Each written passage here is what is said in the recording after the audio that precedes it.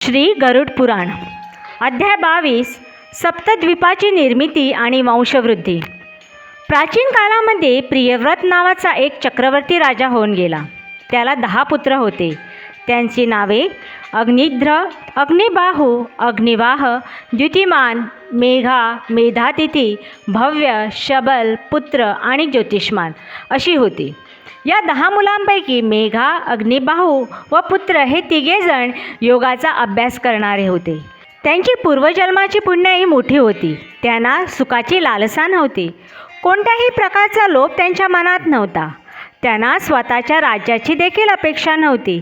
त्यामुळे राजाने या तिघांसाठी काही न देता इतर 7 मुलांना आपली भूमी 7 बेटात विभागून दिली। प्रत्येकाला स्वतंत्र बेट दिले। त्यामुळे अफाट पसरलेली ही विशाल पृथ्वी जंबूद्वीप, लक्षद्वीप, शाल्मद्वीप, कुशद्वीप, क्रौंचद्वीप, शाकद्वीप व पुष्करद्वीप अशा प्रकारे विभागली गेली। ही 7 द्वीपे लवण समुद्र, इक्षु, सुरा, घृत, दधी, दुग्ध व जलसागर या सप्तसागराने विभागली होती। एका द्वीपापेक्षा दुसरे द्वीप विस्ताराने मोठे होते। तसेच एका समुद्रापेक्षा दुसरा समुद्र विस्ताराने मोठा होता। जंबूद्वीपात मेरू पर्वत आहे आणि तो मोठ्या प्रमाणात विस्तार पावला आहे। त्याची उंची प्रचंड असून काही भाग पाण्याखाली व काही भाग पाण्याच्या वर आलेला आहे। तो कर्णिकेच्या आकाराप्रमाणे दिसतो। हिमवान आणि हिमकूट पर्वताच्या दक्षिणेस निषद पर्वत आहे व उत्तरेस नील व शृंगी पर्वत आहे। लक्षद्वीपात प्राचीन मानवांची वस्ती आहे। प्रियव्रत पुत्र अग्निध्र हा जंबूद्वीपाचा राजा झाला। त्याला 9 पुत्र झाले। राजाने त्यांना समान वाटणी करून पृथ्वीचा एक एक खंड दिला। मेरुदेवीला वृषभ नावाचा एक पुत्र झाला। त्याचा पुत्र म्हणजे भरत हा होय। भरताचा पुत्र सुमती। याप्रमाणे पुढे तेजस, इंद्रद्युम्न, परमेष्टी, प्रतिहार, प्रतिहर्ता याप्रमाणे या कुळात अनेक कीर्तिमान राजे निर्माण होऊन गेले। अध्याय 23 वर्ष व कुलपर्वताचे वर्णन। पुरातन कालापासून देश हा वर्ष या नावाने ओळखला जातो। त्या काळी पृथ्वीवर जे देश होते त्यात इलावर्त हा मध्यप्रांत म्हणून ओळखला जात होता। त्याच्या पूर्वेला भत्रेय तर दक्षिण पूर्वेस हिरण्यवान नावाचा देश आहे। मेरू पर्वताच्या दक्षिणेस किमपुरुष वर्ष असून त्याच्या दक्षिणेस भारत देश तर उत्तर दक्षिण पश्चिमेस हरिदेश आहे। त्याच्या पश्चिम आणि पश्चिम उत्तर दिशांना केतुमाल व रम्यक नावाचे देश आहेत। उत्तरेत कुरु देश आहे। त्याचबरोबर समुद्राने वेढलेली सिंहल, वारुणादी 9 बेटे आहेत। पूर्वेस किरात, पश्चिमेस यवन तर दक्षिण आणि उत्तरेस तेलुगू आणि तुरुस्क जमातीचे लोक वास्तव्य करतात। या ठिकाणी महेंद्र, मलय, सह्य, शुक्तिमान, ऋक्ष, विंध्य आणि पारिभद्र असे खूप उंच 7 पर्वत आहे। वेदस्मृती, नर्मदा, वरदा, सुरसा, शिवा, तापी, पयोष्णी, शरयू, कावेरी, गोमती, गोदावरी, भीमरती, महानदी, केतुमाला, ताम्रपर्णी, चंद्रभागा, सरस्वती, विदर्भा, शतद्रू या अतिशय महत्त्वाच्या आणि शुभकारक अशा नद्यांनी हा प्रदेश अत्यंत सुपीक झालेला आहे। पूर्वेच्या बाजूला पद्म, सुत, मागध, चेदी, काशाय, विदेश आणि कौशलादी देश आहेत। विंध्य पर्वताच्या परिसरात वंग, पुंड्र, अंग, विदर्भ आणि कलिंगादी देश आहेत। उत्तर पूर्वेला त्रिगर्द, नील, लोलाभ, ब्रह्मपुत्र, सरंकण, अभिशाह आणि काश्मीर हे देश आहेत।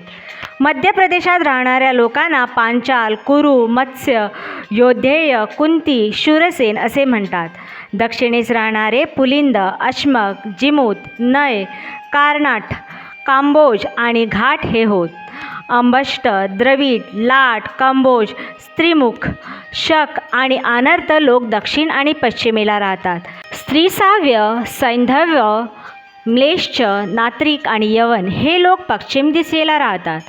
नैषधाच्या जवळ माथुर, मांडल्य, तुषार, मुलिक, चमस, खश, महाकेश, महानाद हे देश उत्तरेला आणि पश्चिमेला आहेत। लंबक, स्तन, नाग, मांद्र, गांधार आणि वाल्लिक आणि म्लेच्छ हे लोक हिमालयाच्या परिसरात राहतात। जिगर्त, नील, कोलाम, ब्रह्मपुत्र, संरक्षण, आर्भाबाह्य, काश्मीर हे देश उत्तर पूर्व बाजूला पसरलेले आहेत।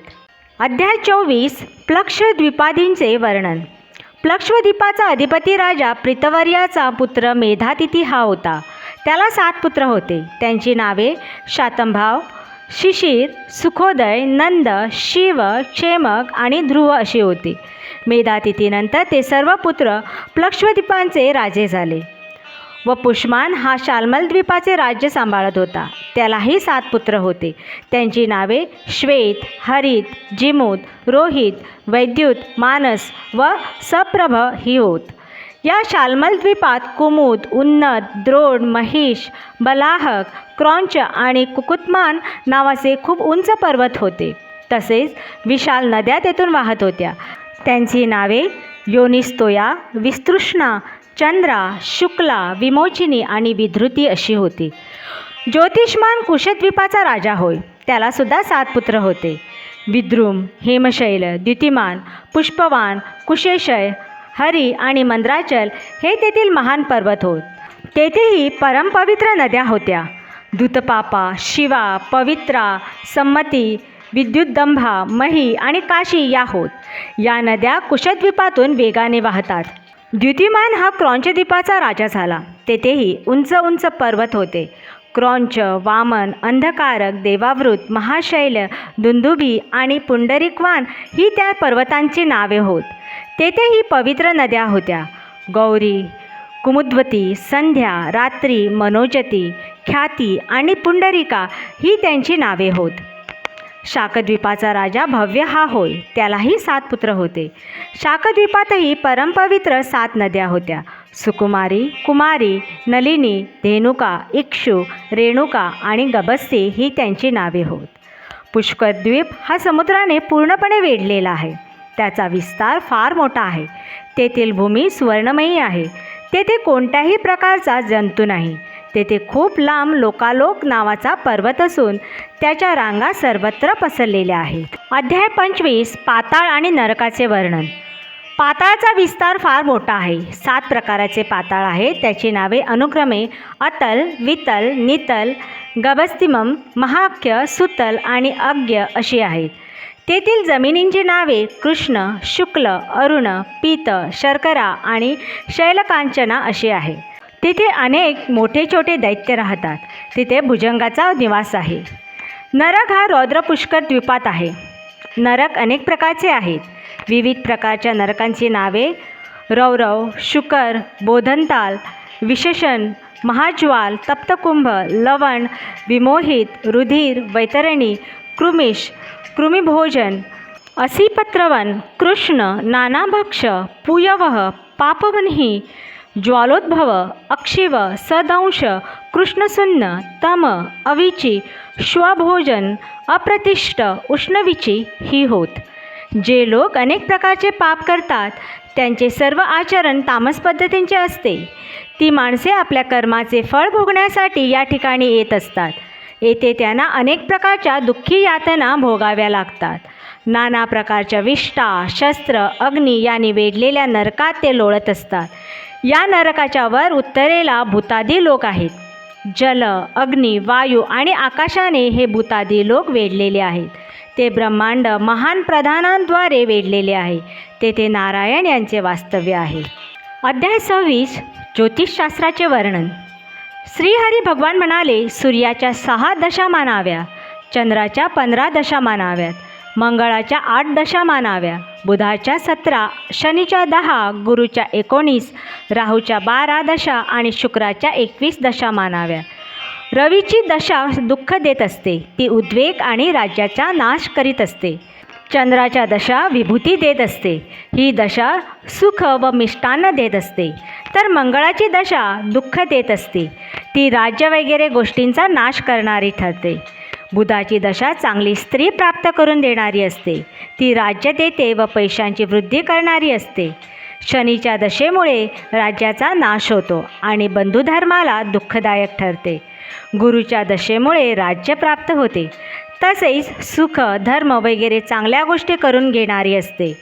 राहूची दशा राज्याचा नाश करते, रोगाची उत्पत्ती करते, त्यामुळे दुःखदायक ठरते. शुक्राची दशा हत्ती, घोडे अशी वाहने देणारी असते. त्याचप्रमाणे राज्याचा व स्त्रीचा लाभ करून देणारी असते.